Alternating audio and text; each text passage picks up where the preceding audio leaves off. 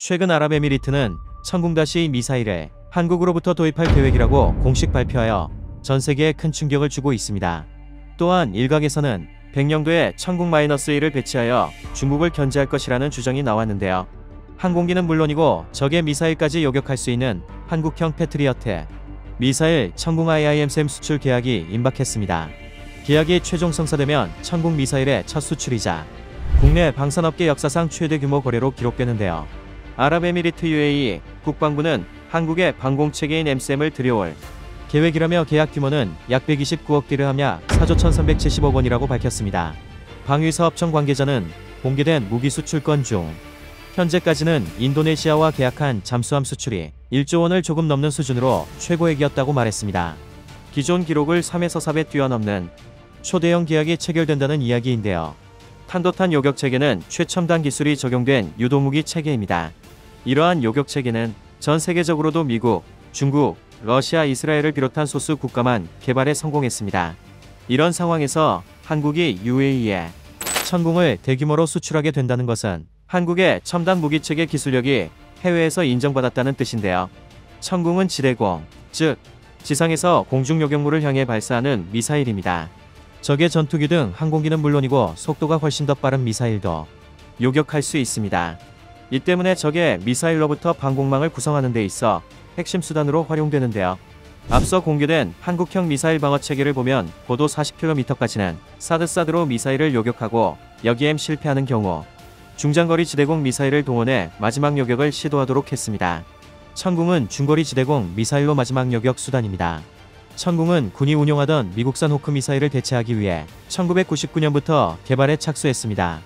호크 미사일은 1960년대부터 운용됐기 때문인데요. 개발에는 약 8천억 원의 예산이 투입된 것으로 알려졌습니다. 2011년 초기형 천궁이 개발 완료됐고 2016년에 실전 배치가 시작됐습니다. 이번에 UAE로 수출하게 될 천궁-2 미사일은 국방과학연구소에서 성능을 개량한 것으로 LIG-X1에서 생산해 작년 11월 처음 실전 배치됐습니다. 천궁 양산에는 줄잡아 200여 개 업체가 참여하고 있습니다. LIG-X1은 유도 탄교 전통 제소 제작과 함께 체계 종합을 맡고 있습니다. 천궁의 눈 역할을 하는 다기능 레이더는 한화 시스템이 제작합니다. 한화 디펜스는 발사대, 기아는 미사일 탑재 차량을 만드는데요. 이번에 수출하는 방공체계는 사격동제소, 레이더, 3대의 발사대 차량으로 1개의 포대를 구성해 운용됩니다. 천궁-2 미사일은 발사대 1대당 8발이 탑재되고 탄두 비행속도는 대략 음속의 5배 마하우를 넘습니다. 사거리는 50km이고 미사일 한 발당 가격은 15억 원에 달하는 것으로 알려졌습니다. 발사 방식은 콜드론치 런치를 채택했는데요. 국방과학연구소는 천궁-2는 수직 발사를 통한 전방위 사격 능력과 고속 비행체 대응 능력, 정밀 유도 조종 성능을 갖춰 세계 수준의 명중률을 자랑한다고 밝혔습니다. 국내 방산업계에선 이번 계약을 두고 한국의 첨단 무기체계 기술력이 해외에서도 인정받은 사례라고 평가합니다. 한 방산기업 관계자는 미사일 요격체계는 다른 무기체계와 달리 첨단 기술이 필요하다며 우방 국가들 중에서도 미사일 요격체계 기술은 소수만 가지고 있다고 말했습니다. 또 다른 관계자는 UAE에서 천궁이 전력화되면 기술에 대한 검증이 완료됐다는 뜻이라며 이를 계기로 앞으로 국내 방산기업들 수출이 더 늘어날 것으로 기대된다고 덧붙였습니다. 한편 한 군사 전문가는 국방부는 백령도 해군기지에 천궁-2 미사일을 배치하여 중국의 서해 내해화를 견제하려고 한다고 주장했습니다. 최근 중국 해군의 경비함이 서해에서 움직이다 동경 124도를 넘어 동쪽으로 들어왔습니다. 동경 124도는 중국이 자신들의 해상작전구역하고 경계선이라며 일방적으로 그어놓은 선인데요. 중국 군함은 이 선에서 멈추지 않고 10km가량을 더 진입했습니다. 한국 쪽 바다로 들어와 백령도에서 40km가량 떨어진 해역까지 접근했는데요. 이에 대해 우리 해군은 즉시 서해 북방한계선 NLL을 지키던 전투함 일적을 현장으로 급파해 중국 경비함 감시와 견제에 돌입했습니다. 익명을 요구한 정부 소식통은 요즘 중국 경비함은 동경 124도에 바짝부터 항해하다 거의 매일 이 선을 넘어와 백령도 쪽으로 향하고 있다며 우려를 표했습니다. 이는 명백한 군사적 도발이라 할 수 있습니다. 중국의 도발은 공중에서도 마찬가지인데요. 중국군 해상 초계기가 동경 123에서 124도 상공에서 거의 매일 수차례 비행합니다. 중국이 서해를 내내화하려는 M의 공정에 노골적으로 나서고 있습니다. 남중국해에서 공세적으로 영역을 확장하며 미군의 진입을 차단하는 데 이어 서해에서도 해공군 전력을 한국 쪽으로 점점 더 접근시키면서 활동 범위를 야금야금 넓혀 서해를 중국의 앞마당으로 만들려는 전략입니다. 서해 하늘에선 중국 군용기가 활개를 치고 있습니다. 최근 3년간 중국 군용기는 시에 한국병 공식별구역 카디즈를 60번 이상 들어왔습니다. 카디즈는 동경 124도를 따라 그어졌습니다. 방공식별구역은 영공이 아니지만 방공식별구역에 외국 군용기가 들어가려면 해당 국가에 먼저 알리는 게 관리입니다. 하지만 중국은 그때그때 다른데요. 이는 대한민국을 무시하고 업신여기는 행동입니다. 따라서 우리 군은 백령도 해군기지에 천국-1을 배치하여 우리의 영공을 지키겠다는 의지를 보이고 있습니다. 현재 우리 군은 백령도에 MLRS 다연 장로캡포를 배치하고 K9 자주포를 증강한 데 이어 순항미사일 및 탄도미사일 등을 배치해 이미 요새화를 완료했습니다.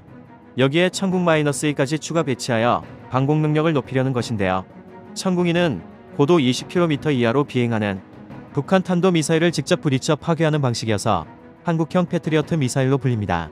2018년부터 도입될 미국제 패트리어트 100-3 미사일과 함께 한국형 미사일 방어체계 캠드의 핵심 무기로 꼽히는데요. 천궁 10의 대항공기용으로 개발되었다면 천궁 2호는 대탄도탄 요격 능력을 추가하게 되며 이를 위해 탄두 방식을 직접 충돌 방식으로 바꾸고 유효고도가 크게 증가하게 되었습니다.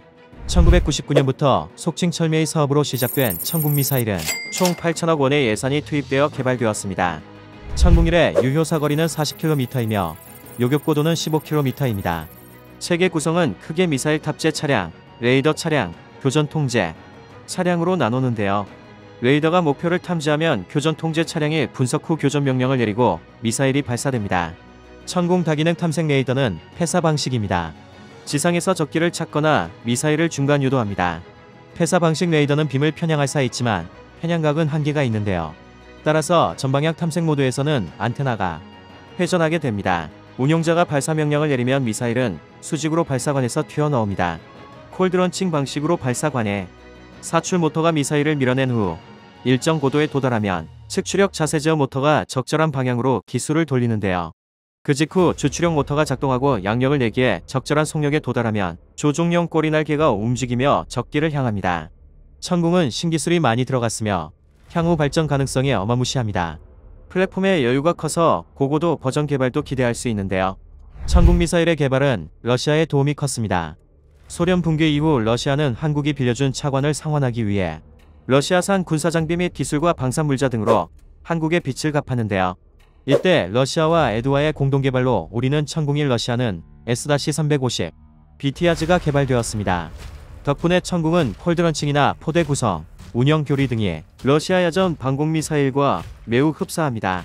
기본적인 시스템은 러시아식을 따르지만 성숙도가 높은 미국 기술도 채용하였습니다. 즉, 러시아와 미국 기술이 합쳐진 것입니다. 고체 추진 측추력기는 러시아의 기술 이전을 받았으나 특이하게 패트리어트 100-3 미사일의 방식을 택하고 있습니다. 러시아의 S-300, S-400 시리즈는 측추력기용 로켓 연소관이 하나입니다. 군사가 필요한 쪽 노즐을 막고 있는 마개를 순간적으로 분리시켜서 측추력을 얻는 방식인데요. 반면 천궁은 여러 개의 소형 연소관이 각각 달린 측추력기를 사용하는 방식 100-3과 같습니다. 이처럼 미국과 러시아의 고등기술을 접목하여 세계 제1의 탄도탄 요격체계를 갖게 되었습니다. 중국은 끊임없이 남중국해를 위협하고 있으며 대만 상공에 군용기를 보내 무력 시위를 벌이고 있습니다. 이러한 중국의 야욕은 이제 서해를 향하고 있는데요. 우리가 하루빨리 천궁1을 백령도에 배치하여 중국의 서해 내해화를 막아야 할 것입니다. 다음은 관객들의 댓글입니다. 서해엔 천궁을 수비수로 그리고 현무를 전진 공격수로 최전방 공격수로 ICBM을 배치하자. 동해는 울릉도 나리분지에 미사일 기지를 설치 현무를 배치하고 언제든 SLBM을 발사할 수 있도록 잠수함을 상시 대기 운용하자. 중국 전투함들이 우리 쪽 영해로 넘어온다면 우리 군함들도 중국 쪽 영해로 넘어가 정찰 활동을 하면 되는 거죠. 영공 역시 마찬가지입니다. 우리 전투기들이 중국 영공을 순시하면 되는 거죠. 그렇게 하다가 한번 붙어버리는 겁니다. 저렇게 뻔뻔스럽게 힘을 과시하는 놈들은 말로 상대하면 코숨 친다는 걸 알아야 합니다. 서해에 중국의 전투기, 군함 등이 방공식별 구역을 침범 시 레이저 빔을 조사해 영역 침범에 대한 위협 사격을 하고 이를 무시하고 계속 넘어올 때는 자폭 무인 드론을 출격해서 사전 통보 없이 넘어오면 어떻게 된다는 것을 일깨워줘야 한다.